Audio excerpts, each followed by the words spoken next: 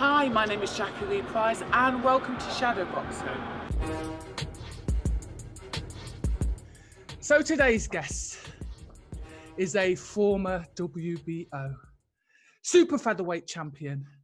He is one of the nicest guys in boxing. Don't shake your head. After Eddie Lamb, it's Barry Jones. Jack, you okay? Yeah, I'm good. I'm very, very well. How are you? I'm very well. Yeah, yeah. Getting used to this new world we're living in. You just got to adapt, haven't you, and move on. Yeah. To be fair, you are one of the nicest people after Eddie Lamb in boxing. So I'm really, really pleased that you've given us a little bit of your time. So thank you for that. I'm going to slag everybody off and just be totally against character. See how that plays out. Hey, listen, why not? Why not? So firstly, how have you been? Yeah, good. All good. Yeah, good. And boxing's slowly coming back, which is obviously for us is what we want to see. And yeah, just the work starting to pick up as well, which is obviously the most important for everybody else. And yeah, so I'm all right. I'm okay. I'm in good spirits. You seem to be in massive demand at the minute. You're very lucky. It's not as great as it looks. I understand that the perception, obviously, social media makes you look like you're wiping your backside with £20 notes and stuff, but it's not quite like that. But yeah, I've been quite lucky. I've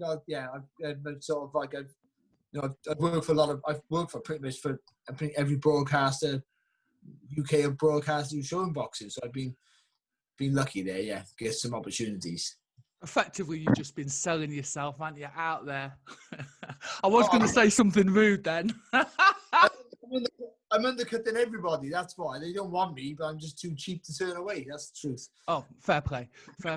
So listen, in terms of obviously you go into these jobs, are you consistently then being tested for COVID-19? No, I'm not at all. No, because I just turn up on the day. So they've already, so they have that bubble thing. I think Matchroom have it more than anyone else, but they have that bubble thing. But then I'm not really part of that. So when you enter, I just enter the arena like an hour before we broadcast and then exit the same way. So you're tested for your temperature and you have to wear a mask like everyone else, but that's all it is. It's like going in a calf or something like that, I guess. Scenario. So there's certain places I can't go. I can't go nowhere near the ring. Even though I'm commentating live, I can't go nowhere near the ring. I can't go nowhere near the changing rooms, anywhere near the boxes, really. And so I'm stuck in my area. It's different for the guys who are doing the interviews. I think they got to go in the bubble and they have to be there. Once they're there, they have to stay there and be tested with the thing up your nose, which I can't do, by the way. I did a test in Twickenham. I don't live too far from Twickenham Rugby Ground. I did a test there about 2 months ago now. And my gag reflex is terrible. So I'm in my car and they're all laughing at me outside, the stewards. And I've got NAFAD on my throat and I'm going, it was just horrendous. Yeah, my nostrils, because of boxing, I could get maybe like 2 inches up this nose, but then about 14 inches up this one. It was the weirdest thing. I was sort of going losing my hand at my one nostril and barely get a cotton bed of the other. I was the laughing stock of the testing place in Twickenham. So. To be fair, on the social media, when you see the guys getting tested versus the females, it's like, oh, come on. You all have to be so dramatic about it, don't you? I've got kids. I've been at three, the birth of my 3 children, so I know how. Listen, I got. When it comes to pain, I think we are second by a million miles. I understand that. That's why I like you, Barry. So let's talk about your early career, because I know that lots of people know you from Sky, from Box Nation, BT Sport. Have I mentioned all of them? Channel 5. Channel 5. You are a Eurosport. Oh, bloody hell. I know. ESPN Plus. Yes. All of those. I don't get ESPN money though. That's the problem. Well, we'll campaign for that. So talk to me. MTK, I can't forget that. Oh my gosh, yes, MTK. MTK. So they might know you from all of those platforms. But listen, there are probably some people that, you know, don't know a lot about your early career. So let's start off there with your amateur career.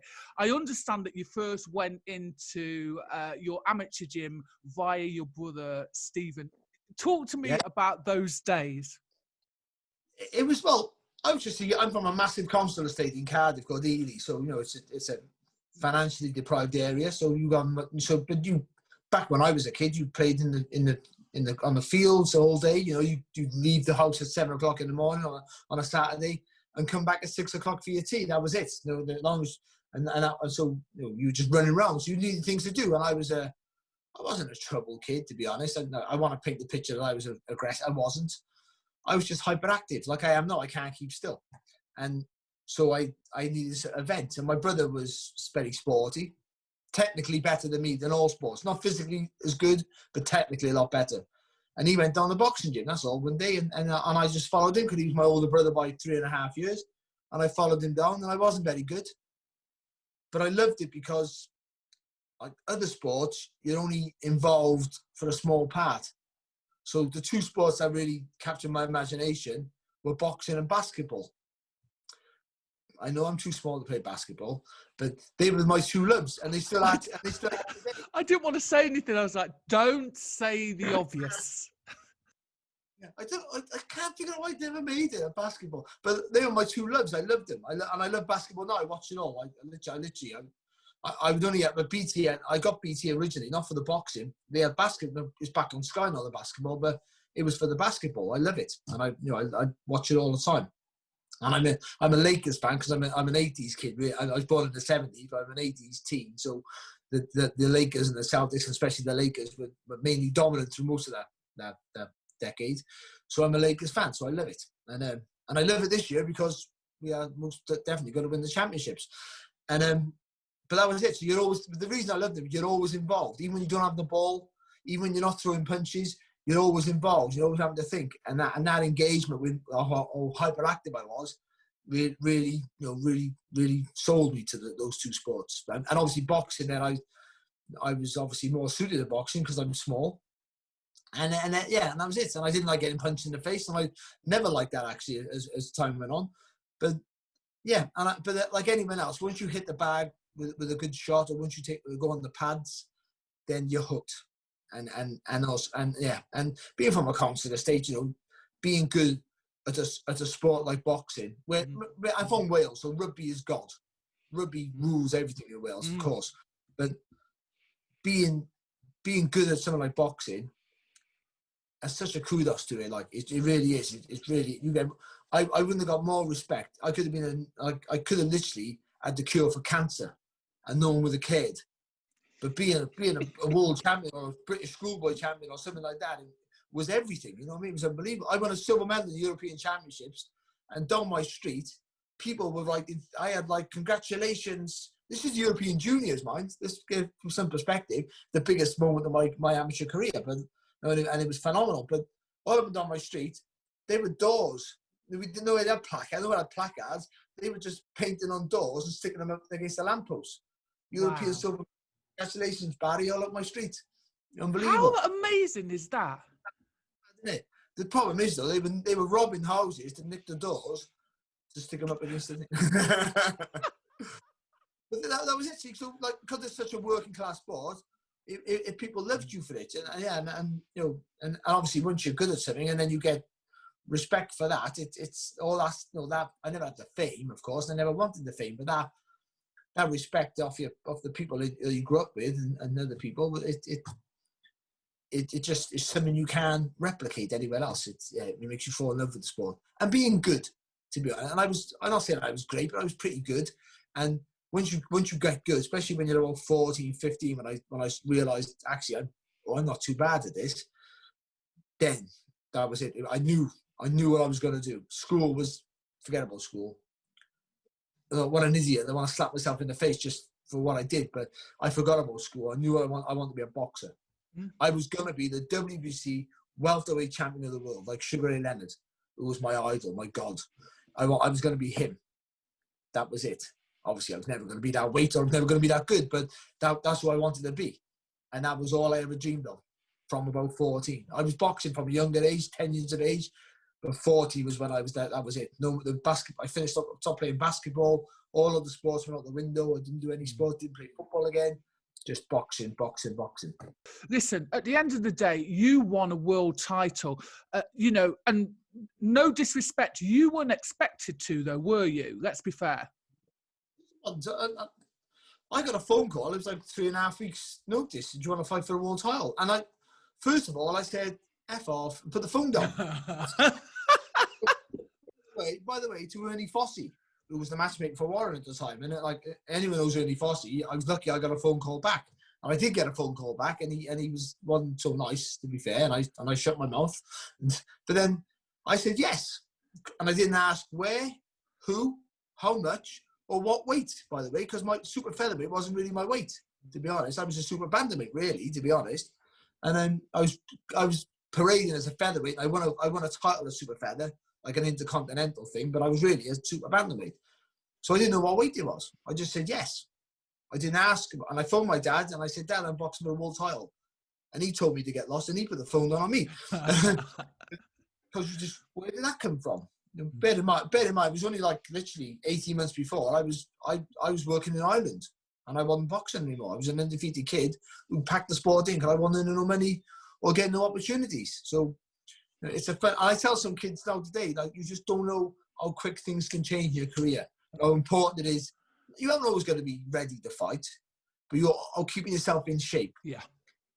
And mentally keeping yourself in shape, and not just physically being fit. You should be fit anyway. You're a young man who should always be doing something. Even if you're not on the gym, going to circuit training, always do something. But mentally keep yourself engaged. Always keep watching boxing, keep involved, looking for inspiration for stuff, because you'll get that phone call one day.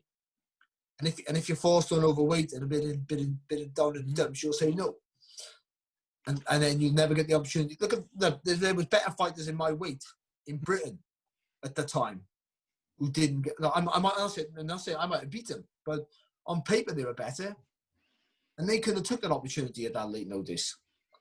So they didn't get the chance. Back in the day, you kind of listened a little bit more to your coaches, didn't you? There was, for lack of a better description, we had more respect. I don't know if that was a good thing or a bad thing, but we had more respect for the word of our coaches and the team around us, didn't we? We did. It was a good thing, and also naive in many ways. So yeah, like I think if you have a trainer, if you don't trust him, you've got to go somewhere, him or her, you've got to go somewhere else. So that's true. But if you are with that trainer, you have to throw yourself in their care. They're your boss. You might be paying, as a professional, you might be paying them, but in the gym, they're your boss. If you're your own boss, unless you're an incredible talent, then it's never going to work. I can't see it. I think I did what I was told. My first pro trainer was a fellow called Pat Thomas, who was a 2-time British champion. I love Pat with all my heart. And one of my biggest regrets is I never won a world title with Pat. But I think if I didn't leave Pat, I don't think I ever would have won a world title with Pat. He had this idea. Listen, Pat believed in me. When I turned pro with Pat when I was 18, too young, to be honest, but he said, you're going to be a world champion. He was right. I don't know how he knew what things were going to go on, but he believed in me. But the way he trained me was never going to get me there. And he changed my style. I was never the boxer I was as a pro, as an amateur. I was never an aggressive fighter, but I was more aggressive. I was more of an aggressive counterpuncher, if you like. I never danced around like I did. I always had good feet and a good movement. But he's seen a rhythm in my work and thought, we can have you down. So he had like a 5'6.5". I used to say 5'7", but that was never really the case. I was going to say that's on your bio, liar. 5'7", giant, like white featherweight, box, and he wanted me boxing like a 6'2" black heavyweight. Dancing, he wanted me dancing on, flicking the jab, and I just couldn't. And I got quite long arms for my size and stuff, but I just couldn't because he seen I had a bit of rhythm in my work, and he believed in me, and he had me doing his idea style, but it just didn't quite fit with my body. But I had 3 years with Pat. That was my contract with Pat and Billy Ed, the ex-heavyweight, who was my manager, who, again, another guy who did everything for me, just didn't have the clout to get me there. But didn't take a penny off me. And I always respect him. I never earned a penny, to be honest, but he could have still took the money when I got $1,000 for a fight, or $2,000, and he never. And I respect that. And he should have. And I wouldn't have argued, but he didn't. And he's a nice, lovely, lovely man. But they couldn't get where I needed to go. So once I got to my 3 years, I did my 3 years. That was what I said. I'm a man of my word, even as a young man. But then when it went, I had to leave him. But I phoned up and I did the right thing. I was 21. No, I was only still a boy, really. And I phoned up and said, listen, it's not working for me. And it was horrible. I was really nervous about doing it. But I'm glad I did it that way. I could have just walked away and then signed up with someone else. But I walked away. I had 2 fights with Di Gardner with no contract. And then just couldn't I just thought, this is not right. I've beaten the British champion. I've beaten 4 undefeated fighters, I think, within 11 or 12 fights. And I beat a guy who won the Commonwealth title, Neil Swain, who was undefeated when I boxed him. And I beat Michael Devaney, who was an Olympian, who went on to win the British title. That was my 3rd fight, I think, my 3rd. And I can't get a British title fight. And I took an eliminator at a day's notice against Justin Murphy, who was undefeated. That was only, I was just over 24 hours notice. And I got this for it, the Master Beer. Because after 6 rounds, I was knackered. Yeah. So you should be, in a 10-round fight, my first 10-rounder. And I just thought, and then that was an eliminator for the British title, which turned out not to be an official eliminator. So still didn't give me the shot of the guy I've already beaten. So, I thought, I'm just not going to get no breaks here. And I was despondent by it. In this climate, everybody wants everything now. And so it is great just to listen to you, talk about, number one, always staying ready. That hasn't changed over the passage of time. That's the first thing. Secondly, you're knocking away at the door, Barry, and you just needed a break. And when it eventually came, you were ready, weren't you? Yeah, well, it's everyone says they're not afraid to lose. I wasn't a warrior. I'm not trying to make it like I'll fight anyone, but I would have fought anyone. Because as much as I hate losing, it makes you cry. I've lost about 16 odd fights, 17 fights in my whole amateur pro career, and I had a lot of fights, over 100 odd fights. So, but I cried every time. I got over it quickly because I did that. I cried. I got in the change room and I'm gutted. Cry, get over it, move on. Because the amateur game, you have to do that. When you're boxing at high level, you've got to move on because there's a tournament around the corner or another championship. So you have to move on. So that helps having that amateur experience. But I did, so I wasn't afraid to lose. I put myself out there. What can I do? I do my best. The worst thing is not doing your best. That's all. I got no excuses over anything, really. Things could have gone my way after the brain scans. I could have had this, that could have happened. I could have been millions of pounds. I could have boxed Naz, and then Naz breaks his ankle in the 2nd round, and I beat him. And then, and then I boxed Floyd Mayweather when he's young, and he has cramp, and I beat him, whatever. And then I boxed. Who knows what your career could have been? But in reality, I overachieved in many ways, and I had some bad luck. But I had bad luck at a better time than it could have been. I could have had the problems I had before my world title shot, and then I'm just some kid who was undefeated in 16, 17 fights that no one ever heard of. Yeah. I look at it that way now. At the time, I never seen it that way. I was bitter and not, I don't want to say depressed because that's a big word. I was bitter and felt massively sorry for myself for years. I got to be for years as well. Yeah, it wasn't nice. Yeah, so let's talk about that for a second. For those people that don't know, you boxed, you won your world title, and then your first defense, you have a brain scan and you find out that you have a problem with your brain. You lose your license or you're suspended, and then you have several years out of the game. That, I don't mean to gloss over that like it's nothing. I'm just trying to sort of catch people up to the point where, what was it like for you in terms of, you know, you're saying you don't want to talk about being depressed because that's a huge word, but you must have felt, number one, down, and number two, the other thing I'd like to ask you is, in terms of the boxing fraternity, you know, were they there for you? What did they do for you during that period? I never heard from anyone, to be honest. It's weird because when I retired, I never heard from anyone either. And when I retired, I didn't have a I've retired. I just didn't box, and no one's phoned me. No one from my old promoter. No one. They didn't contact me. I just disappeared, and that's how it works. I don't blame them because they got 50 other fighters to look after, and so I never felt like where's my stuff, because I'm not, and it's a business. So I'm not worth that much. You know, if I'm Joe Calzaghe or Nigel Benn or Frank Bruno, all those fighters around at the time, then they're going to go, whoa, Frank, where are you? Joe, what's going on? You know, but I wasn't commercially viable enough interest to really worry about me. You know, I'm not saying he didn't care, because to be honest, but to be fair, like Frank Warner was my promoter and my manager, which is a conflict of interest. But anyway, the brain scan stuff, once it was made aware, he didn't do it for me, but he did pay for the barrister out of his own pocket. Okay. So, you know, without that, I don't get my license back.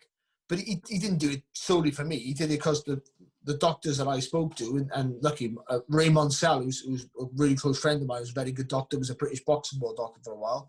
He pretty much told Frank, the problem that Barry has is not really a problem. And because we've gone from CT scans to MRI scans, they're more detailed, more fighters will have this issue, which they did. I don't want to talk about the fighters who've had it, but a lot have had it since. And Richard Everett had it and got his license back because I'd already fought the case.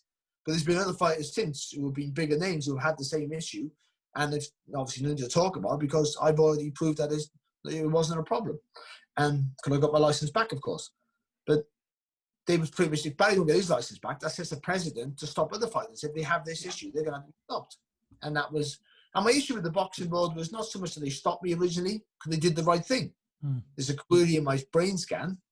Well, I don't want to fight it. If there's a remote possibility that I'm in more danger than any other fighter, you know, because we're all under danger. There's a risk attached to taking punches and trauma to the brain, of course. But to be in more risk, well, I'm not, you know, the way I boxed was safety first, so I'm not going to, as much as I love the sport, I don't want to be, you know, in a bad shit talking about, or not being able to talk about it, or being dead, or whatever, you know, I don't want to be in that situation, so I would have said, okay. But I went to see a brain surgeon, and he said that I can see what they see, but I can't see you're under any more danger than any other boxer in the country. So my issue with the boxing world was you had your doctor, who's Adrian Whiteson, I think, who's a GP, who I called a jack of all trades in the medical industry, which was a very nice thing to say. And I got a specialist here who's telling me that I'm okay, and you're telling me I'm not. And they used some theory that Dr. Casellas theory from the 80s that about the trauma stuff and the things that have attached to what I had. And but I rubbished that theory because they rubbished it years ago, because the Medical Association tried to ban boxing in the 80s and used that Dr. Casellas theory, and the British Boxing Board got all these doctors together to show that theory was rubbish.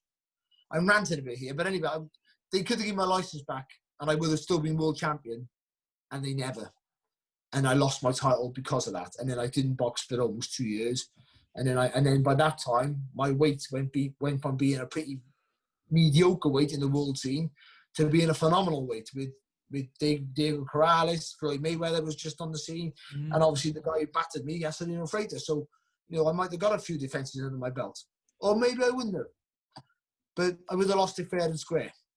So that was the issue. And also I had a decent pay game in Paris.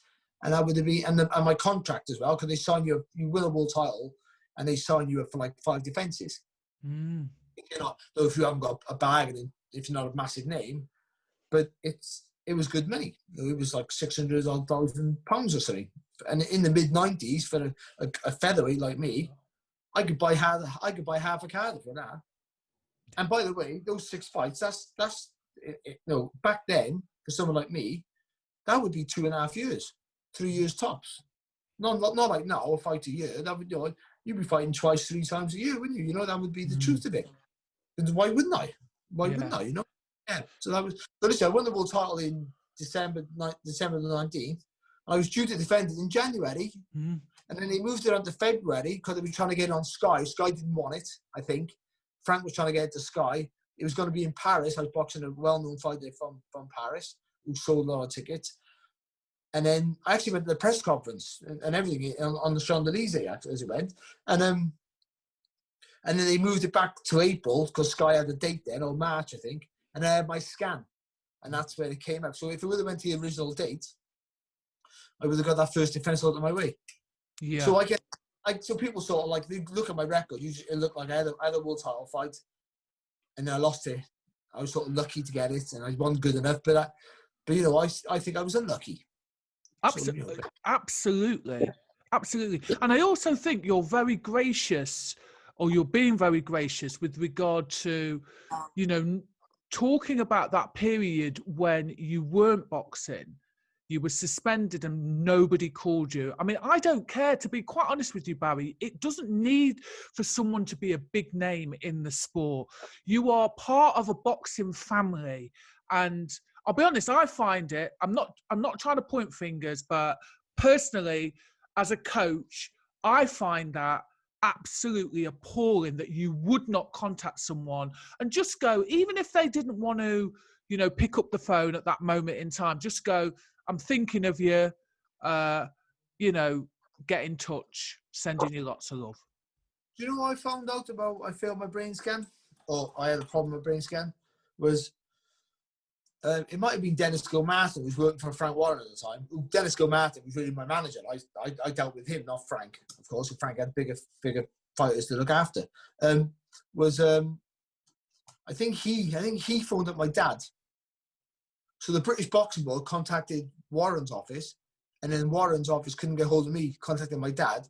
So I found out about my potential brain damage, by the way. It could have been third-party information. Or was it fourth-party information? It's unbelievable. I think that's ethically, you know, disgusting. But again, I haven't got an issue with anyone anymore. I had a big thing about it, and my father was saying, sue the Boxing Board. He said outright, sue the Boxing Board, because what the Boxing Board said to me was, there's a worry that you possibly will obtain increased senility in your later life. And I just said, well, that's a possibility anyway. And that's a moral decision. That's not a medical decision. That's a moral decision. Absolutely. If you're saying that, then ban boxing, because there's a possibility of all of us getting that. And I still might get that. And so will other fighters. And other fighters have, of course. And other fighters, more fighters will. But fighters who pass brain scans will get that issue. But that's the risk you take. Like, we all understand that. It's not an ideal risk. And I remember my barrister couldn't understand the risk I was taking for the money I was earning. You had a period, though, didn't you, between finishing boxing and then starting your punditry. What did you do between that time? What didn't I do? Can we talk about that? Oh, I tried to be that male gigolo, but it didn't quite work out for some. I don't know why. They want the panache for little baldy men, but no one really wanted to pay for that. But my girlfriend at the time was a dancer of sorts, so I moved to London after my last fight. Sorry, I just wanted to laugh then, because I just had a vision of you sort of on a podium. Sorry. Go on, sorry. Yeah, not quite. On stilts on a podium. So, and I moved to London after my last fight. We moved up here, and then that relationship broke down. But then I moved to Twickenham, and I met an ex-boxer called Wally Anglis. And he had a little wine bar. Wine bar was a real stretch of what it really was. It was a dive. But my mate Clayton Smith, who was a really good schoolboy boxer, phenomenal boxer, Clayton. He should have made it, but he's an absolute nutter. But he should have made it to the top. He had all the tools to be a star. Charisma, real good-looking kid. You know, could punch as well, but just just mad and had a hard upbringing and just didn't work out for him, bless him. But he's a good friend of mine. And he was working up here. He blagged a job up here, but he couldn't do the job. So I was half sensible-ish. So he got me involved. So I started working in his pub as a barman. But then within like 3 weeks, I'm the manager. And that was it. And then Wally loved me because I didn't steal. Everyone in that industry with cash, everyone was nicking it. So, and Wally was I wouldn't say he's a lovely guy, but he was okay. But he was horrible to people, but he was also naive. People were ripping him off. He had loads of ideas. Wally, he always make a few quid, but then he didn't think people would rob him. They were robbing him blind. And then I came and put a stop to it all. So then his stock take was okay. Anyway, I did that for a year. And then I met, luckily, obviously there's a university in Twickenham called St Mary's. And then that's when I met my partner now. Not good. So sounds like a groomer in many ways. Like yeah.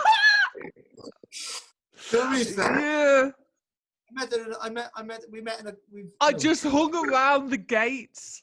She was a waitress in a cocktail bar when I met you. Like, yeah, it was, yeah, especially, and then we met, and then we together now, and we got children. But I hated it. I don't drink, and I haven't drunk since I was 17, and so being around drunks, and also because of the way Wally was, there was those people there who thought they were gangsters. I met fantastic people as well in that. Some people who are friends to this day. But I met a lot of idiots and fantastic gangsters. And added with that, with the frustration of how my life turned out and where I was, for the first time in my life, I become aggressive. And I could punch. Like literally, like I'm 29, 30, and I got a punch now. But I retired at 25, so it was useless. Like, you know, all my career I couldn't punch, and now I retired, I got a bit of power. Like, but I was fighting now and again, and it was because of that environment. You know what I mean? And the bitterness of what happened in my life. Because when all that brain scan stuff happened, I felt sorry for myself, but I sort of didn't really deal with it. I just locked it away, put it in my back pocket, and that was my life. And I didn't moan about it too much. But now I don't stop moaning about it. Back in the day, it was very much a case of, you know, put things in a box, seal it, and throw it away where men were concerned. And I think that's such a shame. And hopefully, you know, also by you talking about how you felt, just opens the door for other people to go, do you know what? It's all right to like take it out and examine, you know, stuff that I've been through. You need to. I think you need to put a stop to it. You can't go on about it forever. Some things you got to go. That it's done now. It's done. And to be honest, doing this job helped me put a full stop to it, because I always watch boxing. I never went nowhere near boxing. Boxing was. I never talked about being. People said used to box. I go no, and you know I couldn't look. My face told a different tale, of course, but. I'd always say no, and no, that wasn't me. No, I wasn't. No, I look like Barry Bigger, and that's what it is. And I'd say that, and that's how I'd move on from it all. But and I put it to bed, and that was my life. And actually, my first thing on Box Nation, I didn't want to go on Box Nation. My friend was a friend of Steve Bunce's. Obviously, I'd met Steve years ago. We weren't friends. We didn't know each other really, but we knew of each other. And my friend was asking. He was telling me Steve Bunce wanted me on his show. But really, he was asking Steve to get me on his show. And I kept saying, no, I don't want to go on it, because I didn't want that 5 minutes of feeling great again and then go back to my normal job. Because I was doing security at the time. So I had the pub game had finished. That all went to bed. And then I was doing security in X Factor and Britain's Got Talent and all that sort of shows in the studio in Fountain Studios in Wembley. And working with some lovely people. And that was a great time in my life. I've got to be honest, it was lovely. I wasn't earning much money, but that was my life, and I was accepted where I was. I just bought a little house. I was lucky to buy a house. I had to move outside of Twickenham, further down the Surrey, buy a little house, me and my missus, and that was our life. We were happy. I went on in the end, and then after the show, Jim Bentley was the producer, who's one of the best producers in boxing, said, do you want to come back in a month? We're doing a live show in the York Hall. It was Kevin Mitchell was still with Warren at the time, and he was boxing somebody, and I went on and did that, and it snowballed from there. I just did a bit wrong. Yeah, I kind of understand you not wanting to get involved in the whole telly thing, because, you know, you dared dip your toe back in the the pool of fame, as it were. But we're so glad you did, because your relationship with Steve Bunce is just lovely. It really is. It's a weird thing. We're sort of chalk and cheese. Actually, off camera, we're not chalk and cheese, actually, because I'm louder than he is. And to be honest, like, ironically, I do know that, of course. But on camera, we are chalk and cheese, because he's like, Steve's really boisterous. You know, he's full of beans, isn't he? And like at 5 o'clock in the morning, he's still the same. And I'm sort of calmer. I think is that right, Sam? No, you are. You are, and I'm going to tell people you are boisterous off camera. You really are, which is great, because, you know, you do complement each other, I have to say. I still think, I know the off-camera stuff, I think when people come to the studio, some of the boxers will tell you that some of the things that I show, that I use to relax him. The box nation was like, it'll never happen again. It was just a great time in my life. And it was, because everything was so relaxed. Like, I've worked for different companies since, and all the companies, BT, Sky, MTK, they're all great companies to work for. Now, I couldn't say a bad thing about any of them. Even BT, now our relationship is now finished. And no, I can't really say the people I've worked with, I don't know the people above me, I've never met them, but the people I worked with were always great with me. I can't argue with anybody. They were lovely and they treated me really well. And Sky, no, I don't work for Sky full time. I do a bit of freelancing for them. And they've been there, and the people there are absolutely fantastic also. And the MTK guys are great. So, you know, I've been blessed to be around just people who are nice to you. Yeah. But Box Nation was unique because it was like your own show. It was like you didn't do what you wanted to do, but Jim Bentley got people who he thought could do the job, and then let you to it. Right. He would tell you, you know, he'd write he built the boundary for it all, the foundation, but he'd let you go with it. And so everything was ad lib. Everything we did, nothing was pre-scripted. We all just did off the cuff. Everything was done live, even if it was recorded. Bunch we do it live. And then me and Steve had a podcast for ESPN, and that was Monday. The Mondays were the best days of my life. I would go to ESPN in Hammersmith. Me and Steve would do a podcast for ESPN, which was a really good podcast, and they got rid of it for some reason. And then we would go straight from there to Shepherd's Bush, and then we're gonna have a tie curry with Bentley. We'd have a laugh and a joke, and we'd just be non-stop laughing, as you know what it's like in there. And then we go to work, and everyone would have a laugh. It'd be all the gallery. There was no stars. There was no prima donnas. If Bunchy piped up about something, I would put him in his place.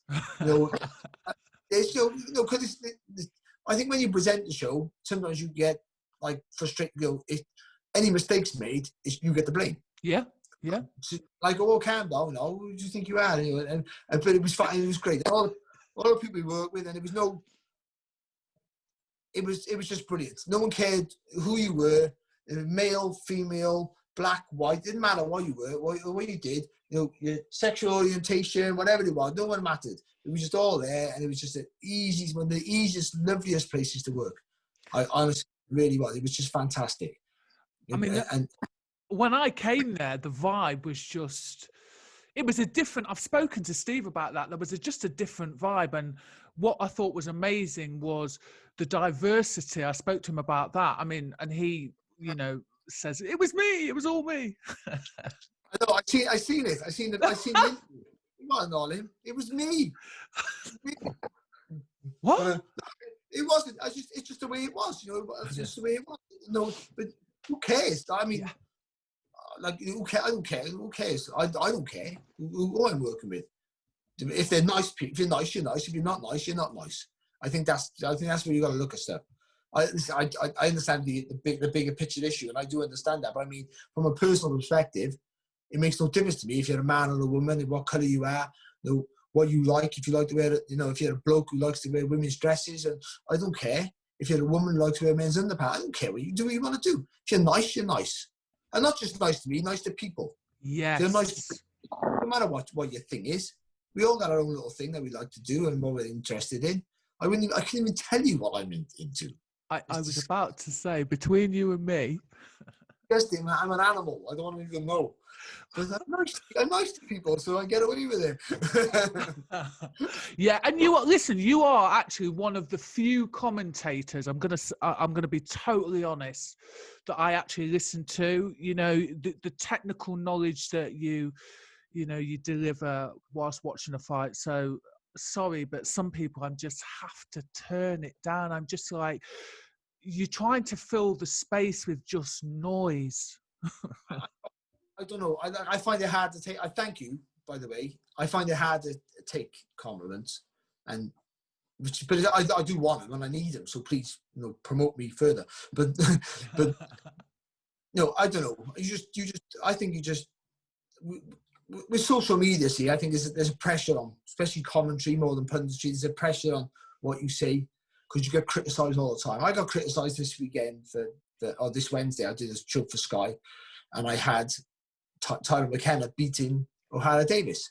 O'Hara Davis won the fight. But I had no issue with it.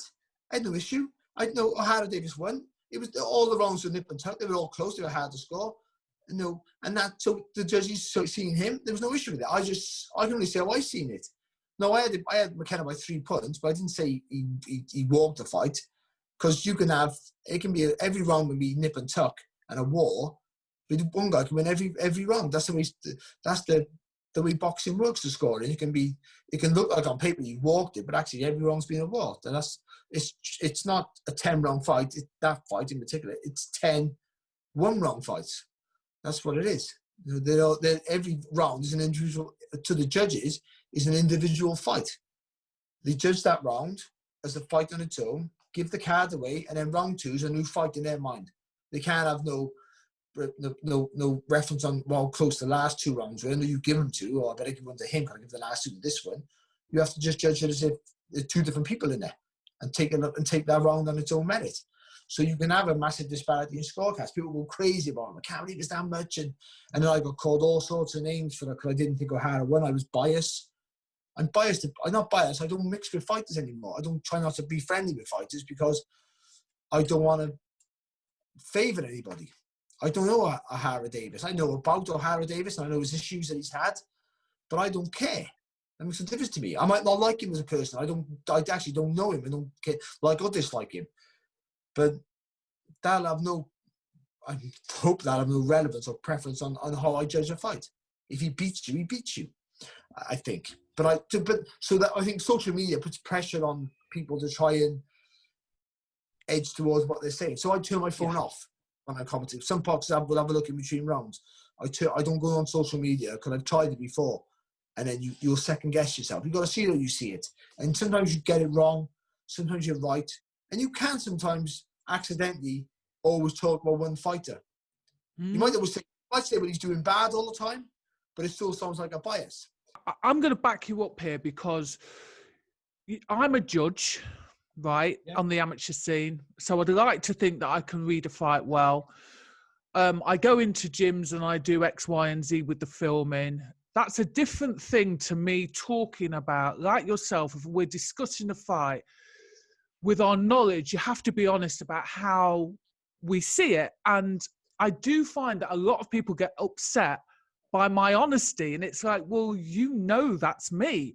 And in your respect, you're paid to comment on a fight. So, yeah, I kind of find it weird that you give an honest opinion. I haven't seen the fight, but you're not the only person that has said that, Barry, that they thought that Tyron McKenna won. And I didn't sort of go, oh, this is wrong. I just said I thought he won, but it was close, and they seemed for Davis, and I didn't argue with that. You could argue a case for him, and obviously, I was wrong. My scorecard is obviously wrong. Just because I said that, I don't mean that. And then I've seen people say McKenna got robbed. He never got robbed. It was the fight. The rounds were close. I thought he was doing enough, but then Davis hits him with a heavier shot in that round. The judges favoured that. That's how you see it. And that's the thing with boxing. It's very. I hate that word subjective, but we use that now to get out of trouble. But it is the interpretation can be taken in many different avenues. I think that's what it is. What I find hard sometimes on social media, and that's always a big issue now with all interviews. We always mention social media, but it's someone will say, you're biased, you know, like your comments. And I said, well, but no matter what I say, they go, yeah, but you're swaying public opinion. But then I'll say to the guy, I stopped engaging now really with other people. But yes. in the past, I've said, but I haven't swayed you. So what makes you special? I sway everyone else, but I can't sway you. Yeah. What are you then? What are you, like the guru of boxing all of a sudden? Like, no, I can't sway you. You're too brilliant to sway, but I can sway all these other people. So they all think the other guy won because I've said it, but you don't. Yes. And, you know, that's putting you on a pedal. You thinking you're better than everyone else. Then I'm just saying, if I sway people, I apologise for that. I'm paid my job. And, you know, if until TV companies don't want people like me working, yeah, or people to do my role, by the way, which could come obsolete, you never know, then I got to say what I think, and I try and give back and forth, and I try, especially for undercard fights, more. I'm better suited, to be honest, for the lower level fights. I shouldn't say this, I'll do myself out the job for lower level fights, because I like to say, learning fights, what he's doing wrong, what he's doing right. But when you get the championship level, then I shouldn't be saying that, because they're there now. They're pretty much where they're going to be. Do you know what I mean? Yeah, So I don't really should be getting his foot on the outside, because who am I to tell them? If you don't know it now, you're never going to know it, or you know it, you don't want to use it. But so the lower level, the guys are having their early fights, and they go, "This is what he's doing well," and then you can be critical, but not cruel. I think that's important. So, talking about your punditry, if you could have, you know, go back in time 50 years or so, over the last 50 years, which fights would you have liked to have commentated on? You know what? Like, I got the fight that I'd like to have been at, it's just a personal preference. The most exciting fights are not always the best fights to commentate on, because it is for the main commentator, because he's telling this tale, like a John Rawlins or Adam Smith or whatever, or, you know, or Andy Clark, and they're telling the tale. But for you, for your technical input, Hagler and Hearns, I don't really have a job for that. Because what can I do? I haven't got that booming voice to sell it. And, you know, just for example, Tyson Fury versus Wilder, the last round of that fight, I shut up. The first fight, when he got knocked down.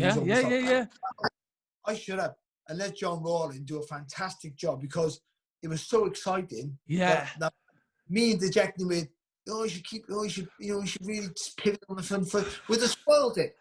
I just sat back and enjoyed it as a fan. I did my job by not saying nothing, I felt, because that was John's job. I'll be honest, he did a great job, John Rawlins, in our last round. That was a great broadcasting from John. Fantastic work. But obviously it wasn't that, because the round was fantastic. But it would be for me, though he was my idol and I love him with all my heart, it would be two fights. It would be Leonard and Hearns, the first fight, which obviously he won, which is fantastic, or Leonard and Duran, the first fight. Oh. Which I would love to be. I obviously would have broke my heart to see him lose, but yeah, to be ringside, be that close to watch those two fights. Two of the best fights I've ever been. Like, you know, up there with some fantastic wars. But them two, and because of Leonard, and Leonard can't do no wrong to me, even though he did win 2 world titles in one fight, which was the start of the madness of all the what's going on right now. But you know, when he boxed along, but I love him with everything about him. So that him and Hearns, the first fight was just unbelievable, with skill and great determination. And the Duran fight as well, he just showed how tough he was, even though he lost the fight. And Duran as well. By the way, I think if I was this age now, back in the 80s, Duran would have been my favourite fighter, ironically. Yeah, because I'd never seen a guy who could slip punches going forward like he could. You know, to be an aggressive, defensive genius who's aggressive is unheard of, and he was just one of the few, just great. But Leonard for me, so one of those two fights with Leonard, Hearns or Duran. It's amazing just listening to you talk about. I mean, anyone that it's such a different feeling, isn't it, to be right there at ringside, you know, seeing those feet go by. It's great. Like like I did Golovkin Canelo, those two fights, and they were just like, forget about the results and whatever. Yeah. Just to be there, like it was just unbelievable. Because they were just like, it was just everything. There was nothing bad about it. Nothing bad about it. Skill, strength, durability, that grit as well. Some things you can teach people. Like Golovkin, you can hit Golovkin with a sledgehammer.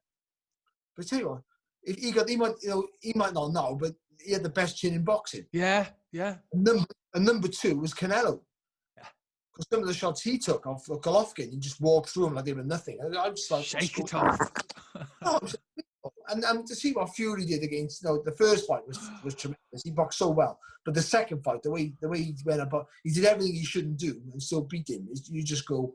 But one of my favorite fights that I've been at was it wasn't even half full. It was in Leeds indoor arena, and it wasn't even half full, and it was Stewie Hall winning his world title.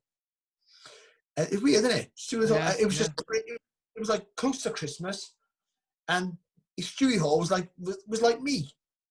Shouldn't really be winning a world title. So he showed he's a good fighter. Not discrediting Stewie Hall at all, but you never really pictured him ever winning a world title. And I think he boxed Malinga maybe, but it's just the way you went about it. Like it was just brilliant. He just boxed so well, and you go, no, look what you've done. Like you just changed your life. He hasn't been before. It just changed his life. He's done world championships. That tags with him forever now. You know what I mean? He'll always be the champ to people in his area, and like he'll always be a world champ. Whatever happens, whatever we think about who deserves to be a real champion, he'll always be a world champ now. And it was just a great night, one of my best nights. But again, it wasn't a great atmosphere. It was half empty. Quarter people there maybe, and it was brilliant. And it's weird, isn't it? Some things like that. Another good night was in the studio with me, Steve Bunce, and Gary Logan. Gary Logan. And when Andy Lee beats Korobov to win his world title, because Andy Lee's such a lovely man. No one says a bad word. I don't like him so much now because he's in my territory. He's trying to nick your jobs, isn't he? Yes, I got off him a little bit. I won't tell it now because he's twice the size of me. But we'll keep it a secret. But he's just the manner the way he won it, because he looked like a guy who was never going to get over the line, like a Darren Barker. He looked like one of those guys who were good fighters, but they never seemed like they were going to quite get over the line. I thought they were going to be like another Matt Macklin. He's not quite, just couldn't get over there. They had either two good fighters around him or just couldn't do enough. And then when he did, it was just like, this is just a great night. We were jumping up, all three of us. Obviously, Gary Logan got a relationship with Andy, and there was just like a lunatic. He was like unbelievable. He had to tie him to the chair in the end. But yeah, it was just so the weird, for no real known reason. Some nights stand out, but they shouldn't. Yeah, it's crazy, isn't it? I mean, you can't explain it, but if you're a boxing person, like you say, they don't have to be the biggest fights in the world. It's just, we just love boxing, don't we? That's the thing. Boxing's the weird thing. Boxing's my first love. Before girls and anything else, boxing was the thing I fell in love with first. The first thing I had true passion about was boxing. Like any first love, you're always drawn back to it for all the shit and crap it throws at you, and for all the frustration, the arguments you will have with it. Like a relationship, if you love it, you somehow find a way to make it work somehow. Yeah. Even when you shouldn't, even when it's irreparable, you'll stay in a relationship longer than you should. Yeah, because you love the person, even though you know it's not right. And in the end, if you're sensible in real life, then you'll let it go. But in boxing's like that. It's a toxic relationship you can't get rid of because you love it, because it's a beautiful sport surrounded by shit. Yeah, all consuming as well, isn't it? It is. So, but like, there's nothing better for me that a big night, a good night. And it's not always the biggest nights, by the way. But it's when it's a good night of boxing or something special happens, the unpredictability of it all, and getting someone from obscurity. And because it's a working class sport, you're getting guys who've grown up with nothing, making it all of a sudden, and the stories in boxing, you're never, from inspirational to disgusting to incredible to unbelievable. The stories you get from boxing, I don't think any other sport can replicate that. That's the truth. That's what I feel. And also, it's for me, they're the last working class heroes in any sport. I'm just going to change sort of direction a little bit because, over the last few months, there's been times where I've avoided looking at the news, spending too much time on social media other than sort of posting our work. But I do look at your Twitter feed a lot, and you were one of the few people that, shone a light on the plight of the crisis in Yemen.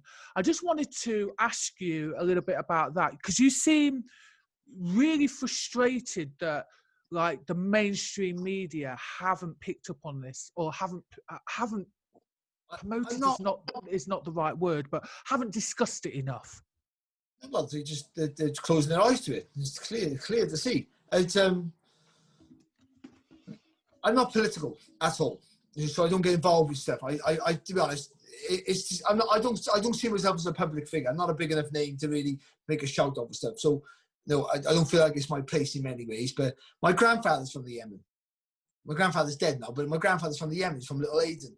So my grandfather was a Muslim, of course. Obviously not a practicing one, because he came to Wales and met an Irish Welsh girl, and they got married and they had 9 kids and so on and so forth. But so I have an affiliation there. So I was the best boxer from the Yemen until Nazim Hamid came along. Yeah. Oh my God, that's good. I bet that's not. I bet a lot of people don't know that about you. Well, they don't. Well, I'm white, aren't I? So why? No, it's obvious. It's what you see. And it's true. It's like when you see a mixed race. My mother. My mother is some of my uncles and my aunties. They look dark. Yeah. My mother looks more Mediterranean. Yeah. So, white, but then you call my uncle black, and you call my mother white. Yeah. You know what I mean? Yeah. And that's what it is. That's how it works. So who cares? We grew up, and luckily where I grew up, and that was never. I don't think it was. It's not an issue. But I'm white, so I never seen it as an issue. But it was an issue with my family. That's for sure. We never seen that. My grandfather loved me as much as he loved my cousins who were dark. Skin. Yeah. I mean, I never felt, there was never a thing like that. So anyway, the Yemen thing, obviously because of my family's roots are from there, then I see it. It's just, could I see people who look like my grandfather? Yeah. And I see what it's like, and I cry about it now. And I never made a big issue about the Yemen thing and stuff like that when I was younger, and when people did, because there's a lot of Yemenis in Cardiff, because Cardiff was a big, there's a lot of Caribbeans and Caribbeans. I don't know if I got the right terminology, and there's a lot of Yemeni people as well. So it was quite multicultural, the dock area of Cardiff, and that's where I moved into. And so so that's where it comes from, really. So and I see it, and it's disgusting, and it really is. It's the worst humanitarian crisis there's almost there maybe ever been, and no one cares about it. But there's nothing there to gain. That's why. Yeah, that's true. It's dying and all that. I don't know. And there's been big issues now, of course, about other stuff that's going on, the Black Lives Matter movement, and all these things are right, and they're long overdue. And I don't want to get into it because it's not my place. I don't think, because I don't sound condescending, and I don't understand, because I have never experienced what maybe you would have, of course, for obvious reasons. But I don't want to see anyone bullied. I'm a little man, so there's no way. I'm not trying to compare this to anything else, but. So I got little man syndrome. Like, bully me, I'd rather my throat to be bullied. That's no, I can't have that. So I'm all nice and nice, but no, you can't bully me. So discrimination and bullying and all, I can't tolerate that. I don't like it for whatever reason it may be. My brother was bright ginger. Again, this is not I'm not trying to trivialize. No, I know. He got bullied so much as a kid. It's not the same as being bullied because of the colour of your skin, because that stems back, and that's disgusting. It's worse, a million times. You can't even compare it. But I've got to say is, it changed him as a person. Yeah. It changed him. For a bat, he was violent and hard work, and backed on to anyone. And he's 50 this year, and he's still the same. So it's affected his life. Because coming from a bad area, he was just a smelly ginger kid for a while, even though he wasn't smelly. But that's what it was, isn't it? That's what he was. He was, bullied for it, and then beat everything. His nose broke him when he was 13, and kids beat him up. And in the end, he went having this, and then he started beating people up and thought, I can do. Look what I can do. And that was it. Then, he literally, if he sees anyone get bullied, he walks out and stands right in front of the person and goes, "Come on, then." He thinks he's like the Robin Hood or something. I don't know, But that's what we brought up. That's what we brought up. No one tolerates it. It's one of the things that Steve was saying, and I don't know if you can you agree or not, that it's almost like when you have a say about something else other than boxing on social media, people tend to sort of close their ears, or, there's almost that feeling of, how dare you start talking about other things in this world? Do you think that that's kind of the case to, with you sharing your stories about the Yemen? I don't share my personal stories because my personal stories are really my grandfather's stories. Do you know what I mean? Like, I can say, I get stopped, you okay? That didn't affect me, but it must have affected him. It didn't, because it wasn't me who was being judged. Do you know what I mean? Like, so I'm seeing it from I see it, but it wasn't really me.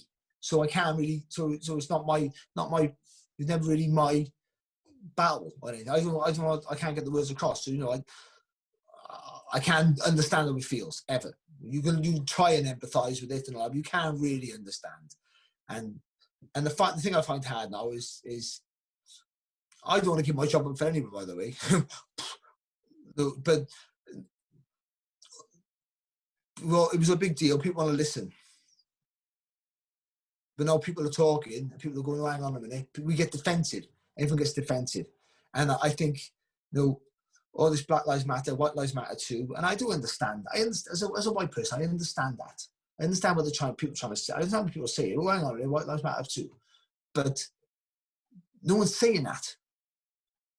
People are not saying that. They're just going, no, we like Black Lives Matter because we haven't, maybe. That's what I see it as. So I don't see it as, well, I matter too. Because we're not talking about you. Well, because you matter, we're not saying that. We're saying we matter because we haven't mattered. Maybe. I don't know. That's what I see it. That's what I interpret it. So I go, well, of course, yeah, well, tell us. Well, tell us then. No, you're telling us. Then we'll go, no, all right. Well, what was then? But so that's not, so we're either going to listen. We're not going to listen. And I don't know, and I think there should be a diversity for everything. I don't want to lose my job. And if I lost my job because of the colour of my skin, to give someone else an opportunity with, I'm not going to get in trouble for this now, but because someone from a different ethnic background should get the job, then I'll be good because I got a family to feed. I don't want to lose my family. But, so I think everything should be on merit. But I agree. But you're also, it's the starting point. I think that's the yeah. Let's be fair. Nobody is expecting to be given, given a. By the way, I wouldn't have thought, but. Say that again. I didn't catch you. No one's expecting. No one's asking for that either. No one is. No one is. I actually feel like I've fallen in love with you just that little bit more since our conversation. You can talk off camera. Don't worry about it. I'd like to say thank you. It's been an absolute pleasure, Barry. It really has. Jack, I really have. Been fun. Yeah, thanks very much for giving us your time. If you like this video, please go ahead and give it a thumbs up.